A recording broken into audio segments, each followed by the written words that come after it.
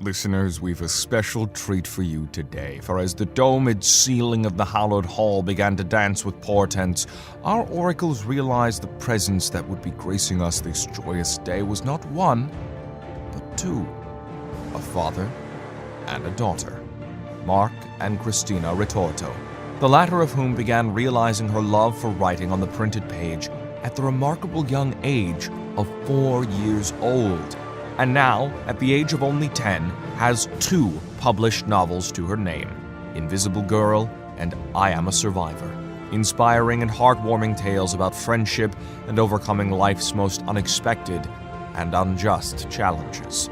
But as if such a remarkable achievement weren't enough on its own, her love and vigor for the craft has inspired her father Marc to spin a yarn of his very own. And so it is that the world is now able to enjoy the gripping thriller saga that begins with the Cabal. Join Detective John Esposito as his quest to claim justice for the murder of a dear friend leads him to uncover a global conspiracy that threatens to envelop the world. Marc, Kristina, to say your presence here is welcome is to gravely understate how thrilled we are to have the privilege of your company and conversation. So please accept our warmest of welcomes to the FANITARIUM. And with that introduction, I'd like to welcome to the show Mr. Marc Ritorto and his daughter, Kristina Ritorto. Hi, how you doing? I am doing great. Is Kristina there as well? If I hear in the background. Hello there. I have 2 kids right now down here with me, and I have another one in the oven for due in 2 months. So I'll have more kids with me. But I do work in schools, and so I might have more questions for your daughter than I do for you in some ways, because I work in as a school counselor with. Oh, that's great. With kids 12 and under, so it's kind of what I do. Wow, and congratulations on your other child that's going to be coming into the world. Yeah. So you guys are a family of authors, which is kind of awesome, actually. Usually when I've seen a family of authors, it's like someone who's, a grandparent by now, and then their kids, are adults. And I don't usually see a parent and then their young kids also writing. So why don't you tell me about why you guys decided to how you became a family of writers? Did someone start first and inspire the other? Or was it kind of all at one time sort of thing? Well, basically what happened was it all started with Kristina when she was 10. She was writing a book, and I asked her if she was interested in publishing it. And she was very excited and finished the book, and then we published it. And as we went through that process, I remembered a book that I had on a back burner that I started like about 10 or 11 years ago. And I still had a copy. I'm like, you know what, let me finish it. And we took it from there. So to answer your question, it was my daughter who started first, and then she inspired me to become an author as well. So 10-year-olds don't usually write books. I remember being that age in, elementary school where they'd write books, but it's usually the type of one where you have like pencil or crayon drawings and like a sentence or two on the bottom, and they bind it together with this spiral binding for you, and you take it home at the end of the school year. It wasn't the type of one that you'd publish. So Kristina, how did you come up with, well, you have 2 books now, I'm a Survivor and Invisible Girl, and these aren't like, well, I'm a Survivor's 30 pages, but the other one's, significantly longer. How did you come up with writing these books, and what inspired you to do that? At first, I wrote, it was given to me by a girl in my class. I was just looking for ideas. She gave me that, so I just put it into the book. And the second one was something that all me he could just so I was inspired because I know in class I'm a little quiet, and I know a lot of the people I know are quiet, and so I tried to make a book with a positive message. But when you're being quiet, it's usually because you're afraid. So, but the message in my book is that sometimes you just have to be brave stuff. That's a good message to have. I work as my day job is I'm a school counselor, and I've worked with mental health with young kids, and you know the the being quiet is probably one of the most stereotyped part of being in school. People think there's either something to worry about or there's nothing to worry about, and they're usually wrong both ways. And it is good that as someone your age is actually writing about that aspect of life, because it's more powerful coming from you than it would be coming from an adult telling a kid, here's what you should do. Yeah. So I appreciate that. Exactly. And then, Marc, what about you? You wrote a book called The Cabal Saga Begins, which, there's murder in it, there's politicians in it, there's a ninja, the FBI, it's a thriller, I guess you'd put it. Exactly. I guess it's kind of like a Lee Childs type thriller. And you said this one was on the back burner for a while. Like you actually had it written, or you had an idea in your head and you decided to finish it? Well, when I originally started it, the first time it was before Kristina was even born.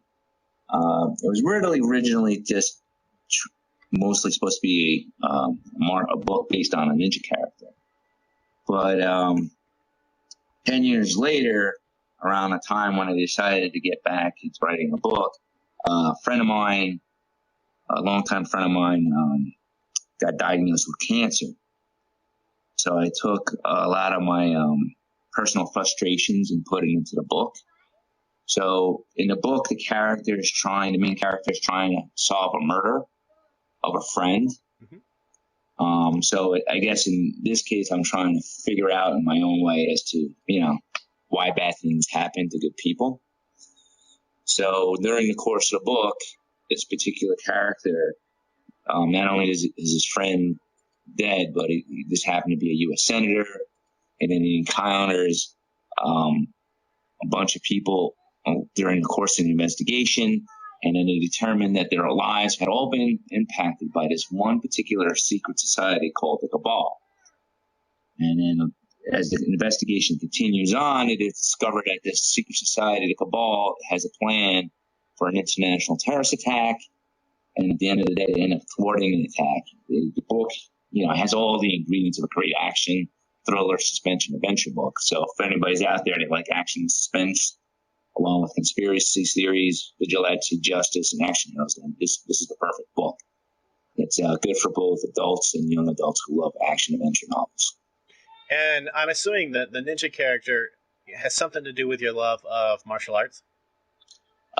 Yes, it does. I've been performing the martial arts on and off since I was 14 years old. I have a black belt in 2 different styles of Taekwondo and a brown belt in Brazilian Jiu-Jitsu. Nice. I've done a couple of Jiu-Jitsu tournaments. I've competed in the Pan Ams. I've gotten a gold medal at the Grappler's Quest. I was like the cruiserweight champion. 2-time silver world medalist in the no-gi expert division with the NAG organization. Nice. So I've always been an avid martial artist. One thing I find fascinating about doing so many of these is there are a lot of authors that latch onto martial arts, and then that helps make their books a lot better. Like there's Steve Perry, who's written lots of genre work. Steve Perry, not the Journey singer, the author. He's done lots of genre work. Sounds familiar. He's done lots of genre work. But he is, I forgot the exact style of martial arts he did, but he's a fan of martial arts, and he invented a new style, which then he put into his books. Whereas like John Whitman, who's written a ton of books, but he's Krav Maga. He's actually Krav Maga trainer for the Israeli army now. And, okay. So he's written a lot of stuff about Krav Maga. And so he can add that to his stuff. It adds a lot more realism to fight scenes and action when you actually know what you're talking about. Other ones do sword fighting and so on. So it definitely lends itself to help make things more realistic, because like in your book, for example, when you have a ninja, FBI agents, detectives, and so on, a lot of them would have some sort of hand-to-hand combat training. When it comes to FBI, usually nowadays they have something like Krav Maga, so it's close and deadly. But it really lends itself to make it real rap versus throws a punch, does a backflip, and something more generic. Yeah, you're correct. Yeah, it helps a lot with when you're writing the fight scenes. And when I was writing the book, I was kind of trying to write it as if the book would eventually, hopefully one day become a movie. So I wrote that with that in mind. And there are some flips. There's, some weaponry with some sword fighting. Even with the FBI agent, I think that the officer, the detective in the story, he's got a background of a boxer, and an FBI agent just happens to be a amateur MMA fighter on the side. So there are a lot of characters in the book that have a martial arts background. And, as an author, you kind of take things from your own experience in life, and you kind of fit that into your story. Like even with Kristina, with her book, Invisible Girl, I actually, to be honest with you, I didn't realize that she based it on a character that was shy, because I never really thought of Kristina being shy, but I guess in school, right, Kristina, come closer. I guess when she's out in public and with other kids her age, she's shy. So she chose that as an influence for the character in her book. So kudos to Kristina. Yeah. Yeah, you write what you know, and that makes it more powerful. Now, if what you know happens to be Elvish languages and you're an expert linguist like, say, Tolkien, what you know turns to be more fantastical. But when it comes to real life things, the closer you are to what you know, the stronger the story is. And Invisible Girl is definitely one that is told in a way that you'd have to relate to understand it fully. And a lot of people can relate to the shy person, because honestly, when you're in your age, outgoing is not the most common thing. Exactly. So when she wrote the book, right, Kristina, you felt like character being so shy that people aren't noticing her, so she felt invisible, right? So what I do notice, your book, The Cabal, and I Am a Survivor, they're both on Audible. Yes. Is Invisible Girl going to be on Audible soon? Yes, it is. We are waiting for Amazon. We approved the narrator that did the work. We hired but we're doing a profit split with the female that's doing the reading of the audio book. I forget her name off the top of my head. But we ran into some delays. Unfortunately, she's I guess just got diagnosed with cancer, so that delayed the book a little bit. But she finished it up. We approved it. We are just waiting for final go ahead from Amazon to say, hey, from a quality standpoint, you are good to go.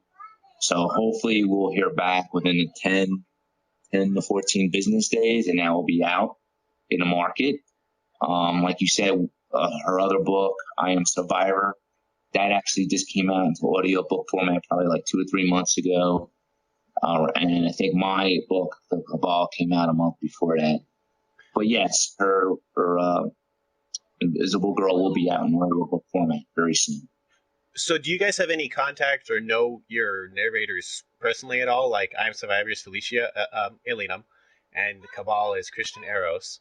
Do you have any contact with them at all, or is it totally you submit it to Audible and Audible picks through their profit sharing narrative? Oh, no. Just so anybody who's out there that's interested in converting their book to audio book format, I highly recommend that you do it, because it's another stream of revenue, and it's another content format to help promote you as a brand in your author brand.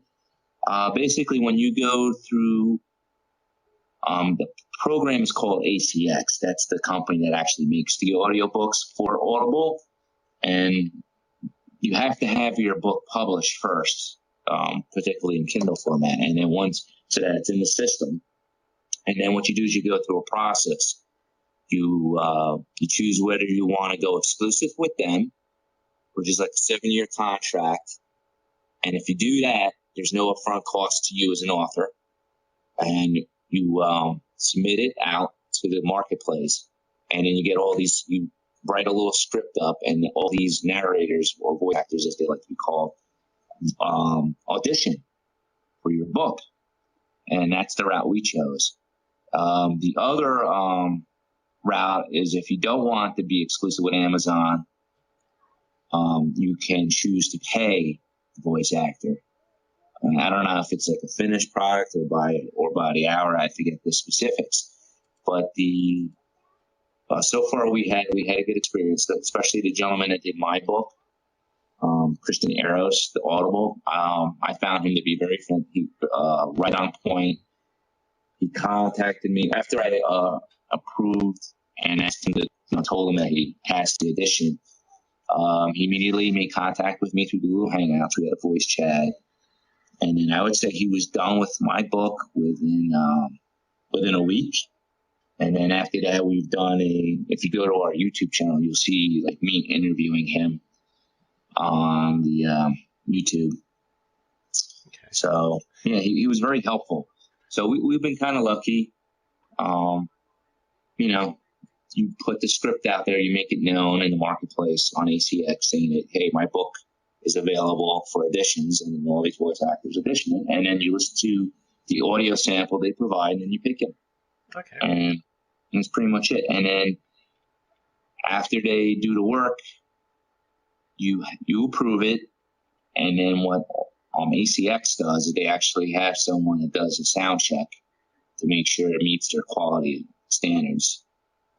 And then once that's done, then it goes out to Audible, Amazon, and iTunes. Okay. And just so people know, even more detail, since we've had a lot of people who do voice acting on this show, what he's talking about when he talks about the Audible share, it's basically, say, the split deal would be, say, the voice actor gets $4 per book, if it's a $20 book on Audible, $4 per book sold, or $1 per book sold, depending on the thing, for every copy sold. Or the flat rate is usually, it's called PFH, which is a per hour rate. So if there's 70,000 words, that's usually 7 hours of work, and it's usually somewhere between $75 to $100 an hour, which is boom. Both of which are good if you want to do voice acting. This is a good way to do it and get a start. People can hear your voice, I and highly it's recommend it. So to anybody who wants to be a voice actor, I highly recommend it. It gives you exposure. And if that's the career path you want to choose. And some people choose not to do the profit sharing because they want to keep all the profits that are made up front to themselves. But like with the profit sharing, the way it works is Amazon keeps whatever the share is for the author splits it with the voice actor. Yep. And it's only for 7 years. And I just figured at this point, I was new to the medium, so let me try it that way. Okay. But for some other authors, if you're a big-time author, you may not want to share the royalties. You can, go the other route where you pay them up front. Yeah. So yeah. Can we imagine how much someone makes for narrating like a Georgia or Martin book with 60 hours? Yeah, I know, right? That's a lot of reading. So one thing I wonder when it comes to audiobooks, I'll ask each of you this. What are some things that you've learned you like in a narrator that, you've done one book and you're writing another one, so I'm assuming you're going to look for audio for that one. And then Kristina, you've done 2 books now via Audible. What are some things that you like to look for when someone is narrating your books? So I want someone who who speaks sort of with character and shows emotions through the way characters would speak.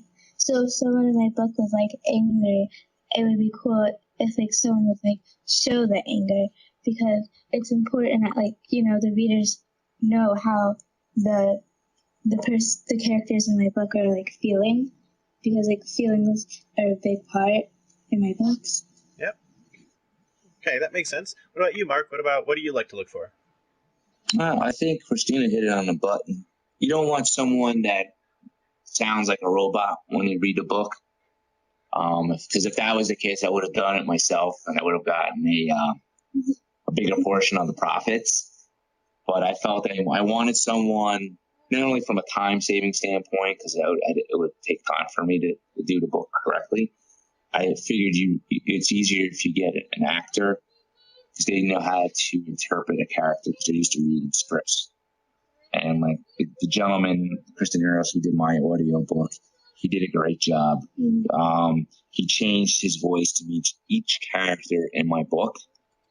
And I'm definitely planning to use him again for whatever audio book I do in the future, because I found him to be very professional. And he did a great job, because he would ask me if he had any questions. Like, for instance, one of the ninja characters, obviously Japanese, he clarified some of the Japanese terms, and he took the time to ask me questions on how certain characters would feel in certain scenes. So I think Kristina hit it right on the button. It's all important that the person does not sound like a robot, because otherwise the author can do it themselves. And that the author can convey some kind of feeling and emotion into how the book should be portrayed. So that's the difference between audiobooks and books that, that are in printed format or even in ebook format, is that when you listen to a book, you're listening to a story. And the person that does the reading, they're taking the author's interpretation, and it's kind of like a movie, except you're listening to it. So you're taking, like, if it's, fiction, you're taking the listeners away from their day-to-day life and into whatever the story is that the voice actor's portraying in audio format. Just like if you read a book, if you're reading a fantasy book, let's say about princesses, you're taken away from your day-to-day life, whether you're working, with work and family, and now you're envisioning the background and you're seeing the princesses running around the field, or whatever the book is. If it's an action book, you're envisioning yourself being a cop and chasing a robber or whatever. That's the whole point of writing a novel or producing an audiobook, is to take the average person away, distract them from their day-to-day life. And entertain them. That's the whole point. Okay. So basically the biggest takeaway I take is, as long as the voice actor is willing to communicate with you back and forth to make sure that things are done as you want it done, that is the key, versus them just going ahead and doing what they want.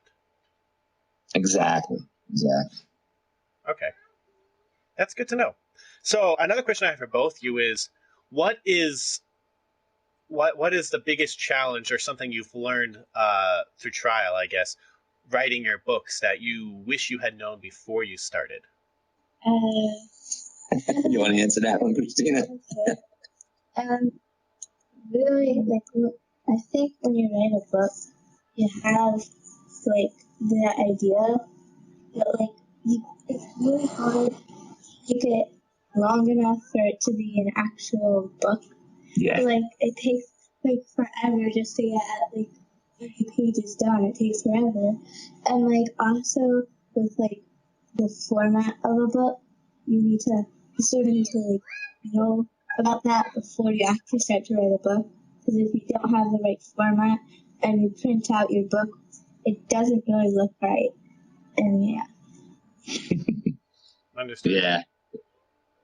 And for me, I would say try to write with an outline first. Yeah,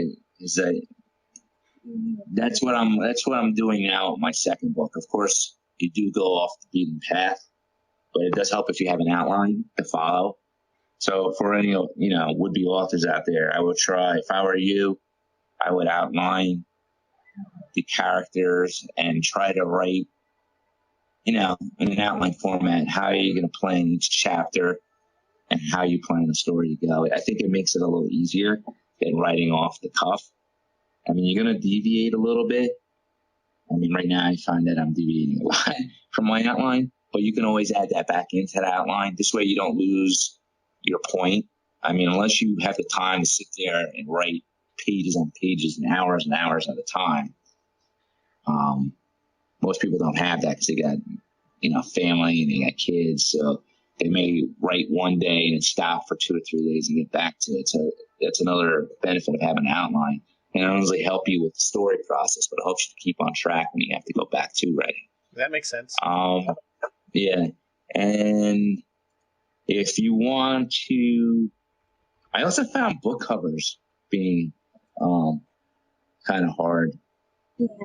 Yeah, I mean, we were lucky we found some good like templates to use that were royalty free.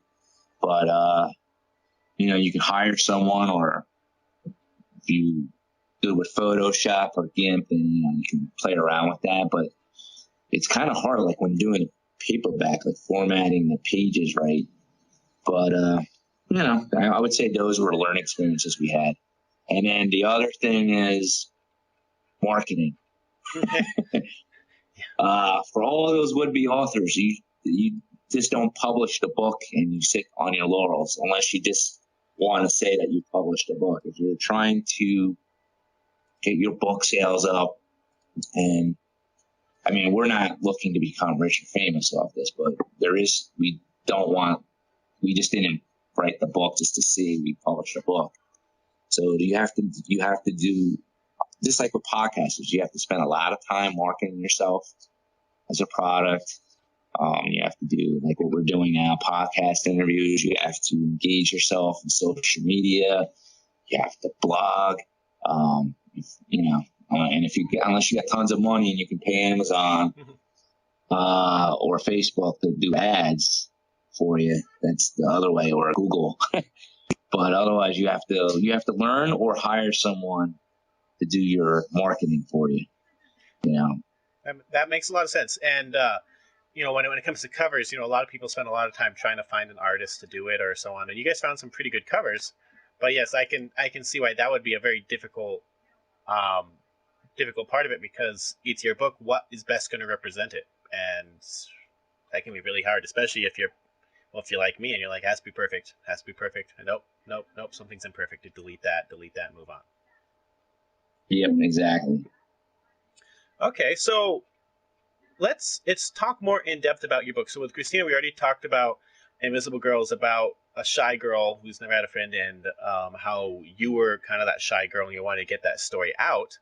But as far as the Cabal, all we've talked about is there's a ninja, there's an FBI agent, and it's sort of a thriller. Why don't we go into a little more detail what the Cabal actually is about, so people can know what they're getting into? Okay, like I said before, it starts off with this Washington, D.C. detective that finds out that his childhood friend gets murdered, and by the fact that he's a U.S. senator makes it a very high-profile case. And then he meets these characters throughout the investigation. One of them happens to be he gets reunited with his dead friend's sister. And throughout the course of the book, they develop a relationship there that goes a little bit beyond just friendship, as of course as the investigation goes. And then there's another main character in the book called Marc. He is a FBI agent, and there's some background story as to how one particular event happened to him that was caused by the Cabal that affected him ever since it happened. It was a devastating blow to him. And there's also a particular Japanese character who is, of course, the ninja. Now, his character is tied to the Cabal because he actually worked for the Cabal, but he was under the assumption that they were not a terrorist group, so to speak. And when he finds out, they actually try to kill him. I see. He eventually survives. They try to kill him, and he survives. So somehow all these characters meet up, and then they join forces, and they actually prevent a terrorist attack the Cabal is actually planning. Now, towards the end of the book, there's a surprise. Don't give away too much.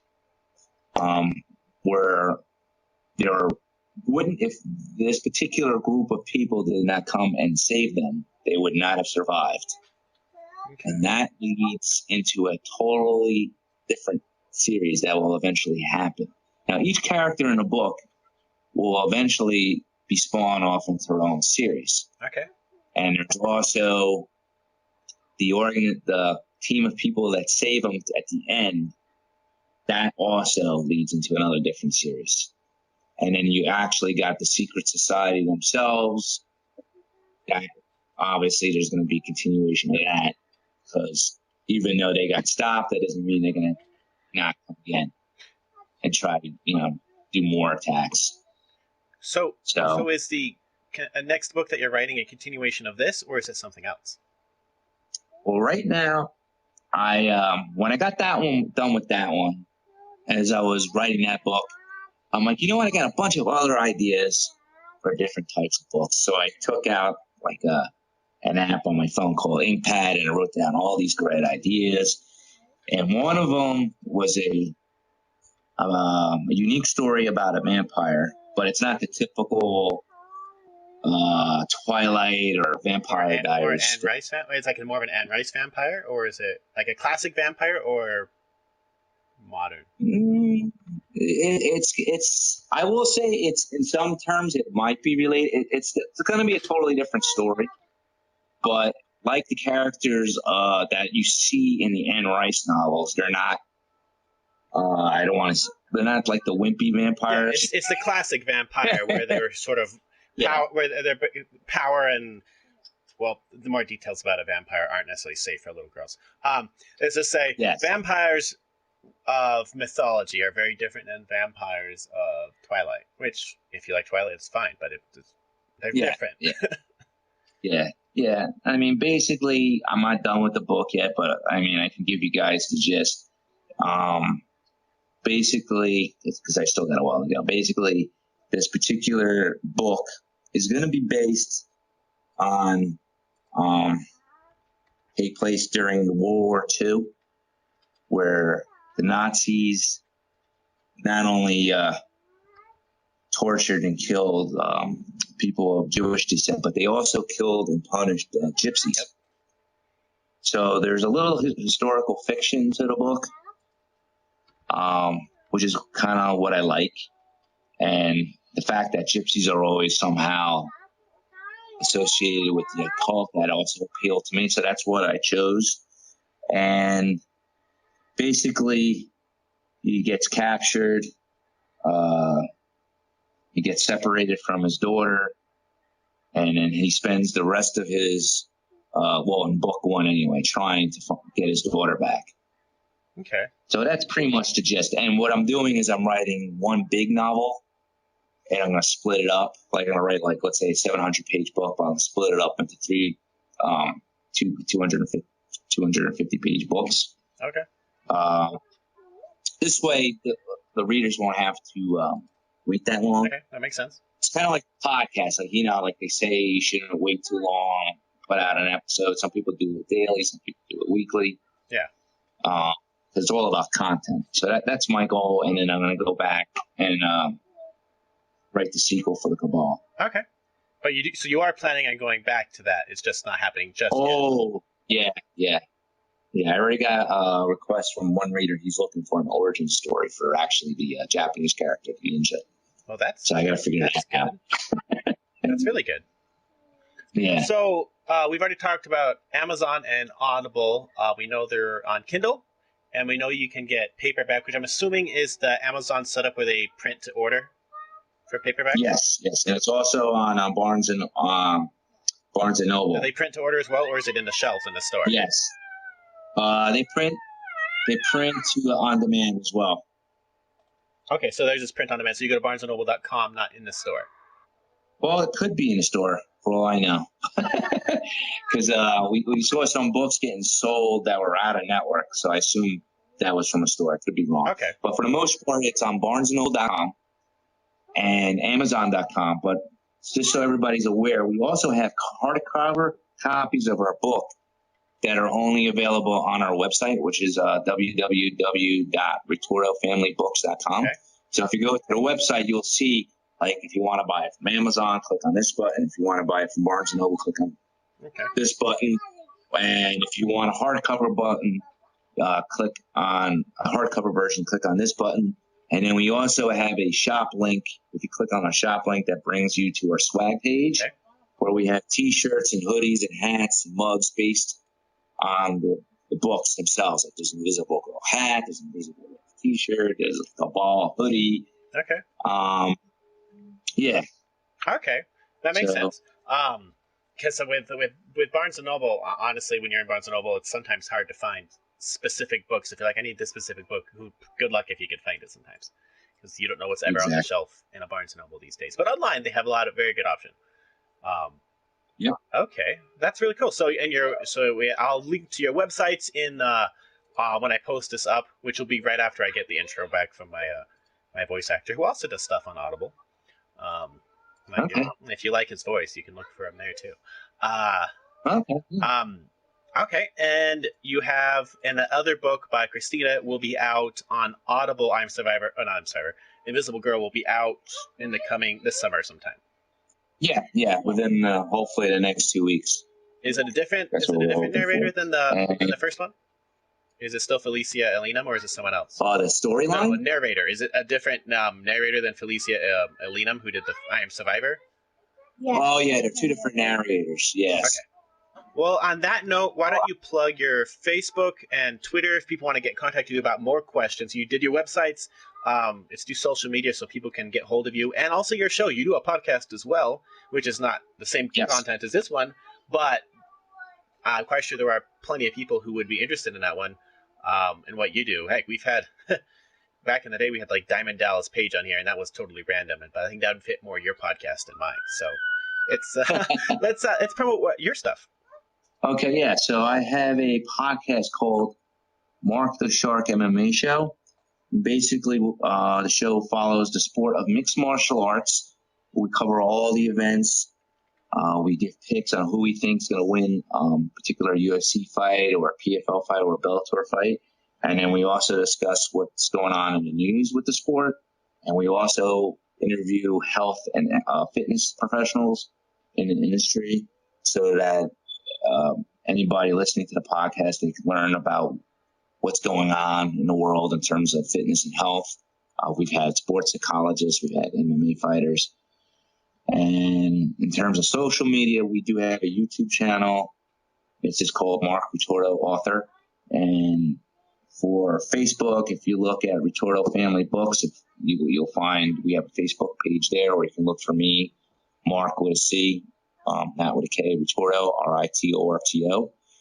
And we also have a Twitter account at Marc with a C again, obviously, BJJ Fighter. That's my Twitter account. And then I'm also on Instagram. Just look for me, Marc Ritorto. And pretty much I use all and the Marc the Shark MMA show has its own Facebook page. So pretty much I use my Twitter and my Instagram account to simultaneously promote both my podcast and our author business. Do you have any upcoming guests or anything, particular episodes that you'd like to plug here? We currently have now on our 6th episode where I interview a gentleman by the name of Dan Baronico. He has a franchise fitness gym exclusively for women only who want to use boxing as an exercise. It's called Athena's Fight Gym. And anybody who listens to my podcast or mentions my podcast, he will waive the enrollment fee, and they can get the training there for 2 weeks free. Nice. And that's the last podcast I did. And then in the future podcast, I think next week, I have Adam Meredith, who I interviewed. He is and then Eddie Aguilar too. That's actually Eddie Aguilar comes first, and Adam Meredith comes out in 2 weeks. Eddie Aguilar is a amateur mixed martial artist, MMA fighter, and amateur boxer from Florida. And Adam Meredith is a professional or retired professional MMA fighter. He fought on Bellator. For anybody who follows MMA, it's like right under the UFC. So, and I got some other future episodes where I interview other MMA fighters, but those are the two that are coming out. And like I said, if you live in the Boca Raton area of Florida and you're a woman and you want to get in shape, check out Athena's Gym. And he'll waive the membership fee and let you train there for 2 weeks free. Nice. And he'll throw in some T-shirts and hand wraps as well. Nice. Well, this has been fantastic. Thank you so much for being on and sharing your stories with us. That is much appreciated. All right. Thank you. Have a good day.